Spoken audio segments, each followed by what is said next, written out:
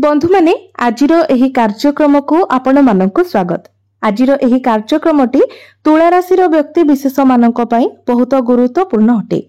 कारण आजिरो एही वीडियो रे आमे माने जानिबा जे तुला राशि व्यक्ति विशेष मानक पई जुलाई 2025 किपरि रहिबो। तुला राशि मासिक राशिफल विषय रे आलोचना करिबा। तुला राशि व्यक्ति विशेष मानकर स्वास्थ्य, शिक्षा, प्रेम जीवन, वैवाहिक जीवन, भाग्य, क्यारियर एवं व्यापार वाणिज्यर स्थिति किपरि रहिबो एही जुलाई 2025 रे से विषय रे विस्तार भाबरे आलोचना करिबा। नवग्रहंकर स्थिति मध्य देखिबा। नवग्रह केउ भली फल प्रदान करिबारे सक्षम हेबे। एहा सहित अशुभत्व प्रदान करुथिबा ग्रह मानक पई किछि विशेष प्रतिकार मध्य जानिबा।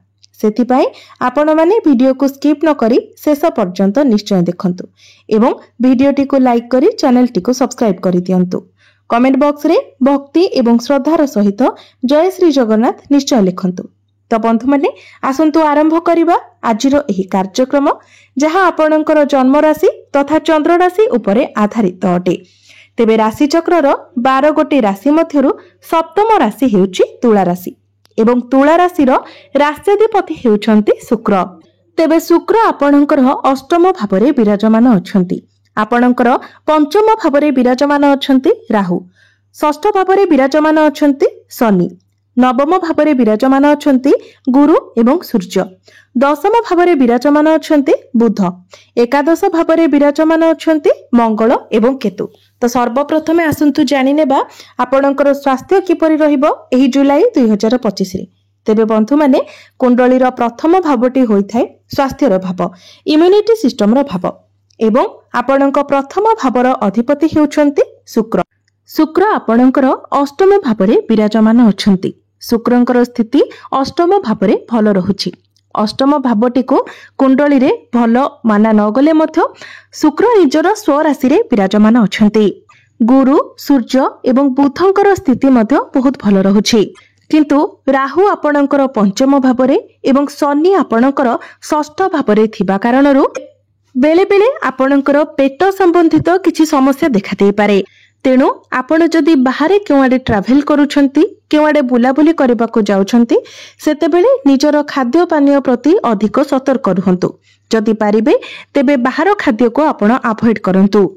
तेबे बंधु माने केवल जुलाई मास ही नुहे आगामी 1 वर्ष पर्यंत आपणकर टिके पेट संबंधित समस्या देखा देई पारे। कारण पंचम भावटी होइथाय पेटर भाव एवं आपणकर पंचम भावरे राहु विराजमान अछंती। तेणु एथिप्रति आपण टिके सतर्क रहिबे। बाहर खाद्य ठारू आपण दूरे रहिबे। जेते पारिबे घर खाद्य हेल्दी फूड खाइबा पई चेष्टा करंतु। एबे आसंतु जानिबा आपणकर शिक्षा क्षेत्र किपरि रहिबो जुलाई 2025 रे। विद्यार्थी मानक पई किपरि रहिबो जुलाई मासटी। तो बंधु माने कुंडलीर पंचम भावटी होइथाय आपणक शिक्षार भाव। तेबे आपणक पंचम भावर अधिपति हेउछंती शनि। शनि आपणकर षष्ठ भावरे विराजमान अछंती। तेबे शनिकर स्थिति आपणक पई बहुत भल रहुछि। कारण षष्ठ भावरे शनिकर गोचर को बहुत भल माना जाय थाए। तेबे आपणकर पंचम भावरे राहु विराजमान अछंती। आपण निजर पाठ पढ़ारे किछि बड़ करबाको इच्छा करि पारंती। पंचम भावरे राहु थिबा कारणरू आपण निजर पाठ पढ़ा क्षेत्र रे किछि बड़ करिवार आशा रखिबे। समस्तक मध्यरे आपण आगरे रहिबार चेष्टा करिबे। एहा व्यतीत विद्यार्थी मानकर ज्ञान एवं बुद्धि मध्य प्रखर होइथाए। पंचम भावरे राहु थिबा कारणरू आपण आपणकर पाठ पढ़ा क्षेत्र रे बहुत अधिक उन्नति करिबे। किंतु राहु हेउछंती छाया ग्रह, भ्रमित ग्रह। तेणु पाठ पढ़ारे आपणकर मन बेले बेले डाइवर्ट होइजिबो।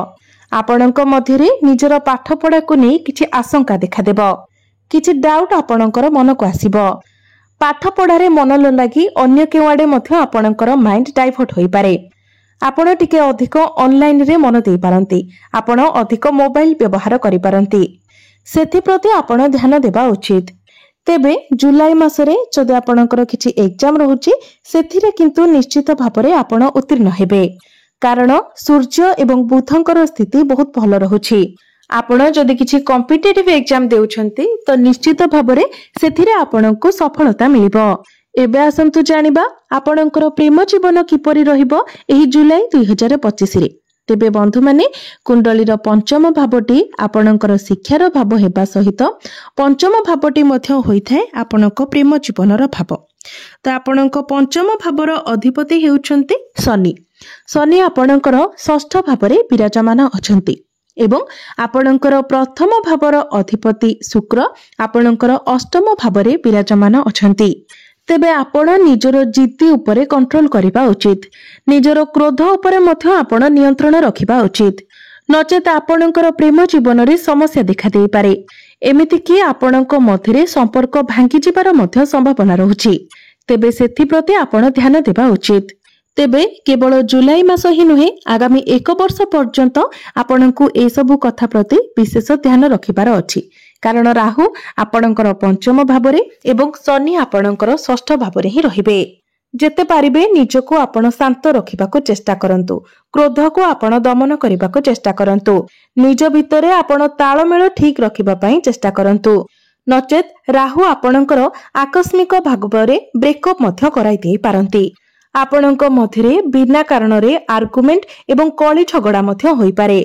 एथि प्रति आपण सतर्क रहिबा उचित। एबे आसंतु जानिबा आपणकर वैवाहिक जीवन किपरि रहिबो एही जुलाई 2025 रे। तेबे बंधु माने कुंडलीर सप्तम भावटी होइथाय आपणकर वैवाहिक जीवनर भाव, आपणक जीवन साथीर भाव। आपणक सप्तम भावर अधिपति हेउचंती मंगल। मंगल आपणकर एकादश भावरे विराजमान अछंती।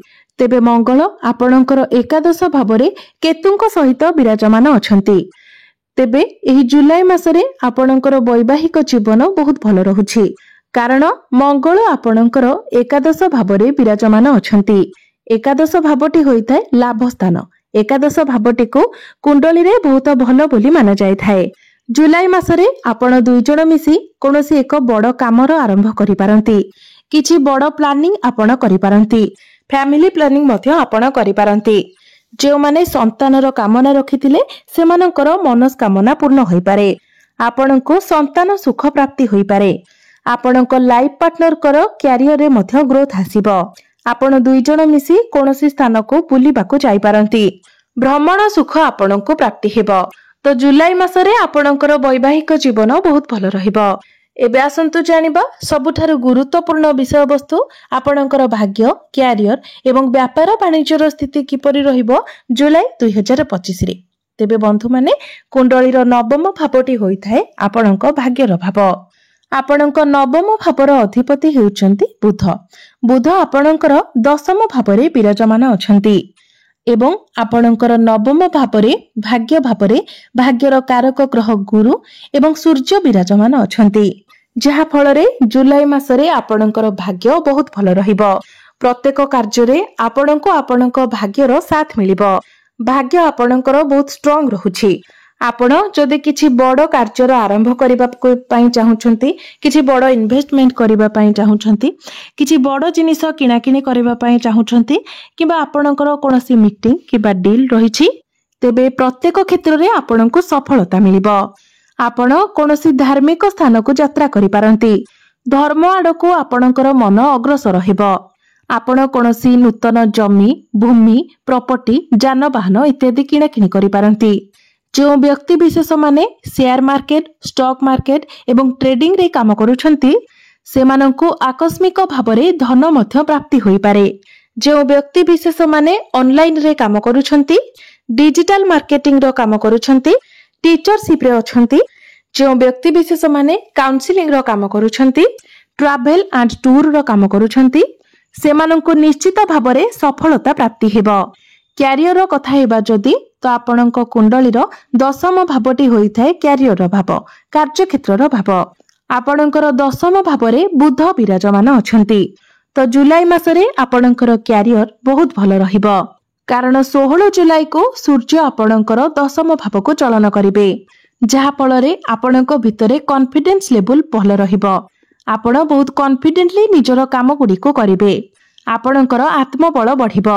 एही जुलाई मासरे आपण निजर कैरियर रे किछि अचीवमेंट पाई पारंती। आपण निजर कैरियर रे बहुत अधिक उन्नति करिवे। जो मानक निकट रे कोनोसी चाकरी नथिला, आपण चाकरी अन्वेषण रे थिले, तो आपणको चाकरी मिलिबार मध्य बहुत अधिक संभावना रहुछि। तेनु आपण निजर चेष्टा जारी रखंतु। एवं जो माने पूर्वरु चाकरी करूछंती आपनकु आपनक चाकरी क्षेत्र रे प्रमोशन मध्य मिली पारे। कोनोसी एमएमसी कंपनी रो आपनकु जॉब ऑफर आसी पारे। आपण आपणकर कर्म को नहीं विदेश यात्रा मध्य करि पारंती। आपणक निकटको नुआ नुआ काम मध्य आसी पारे। तो जुलाई मासरे आपणकर कैरियर सर्वश्रेष्ठ रहिबो।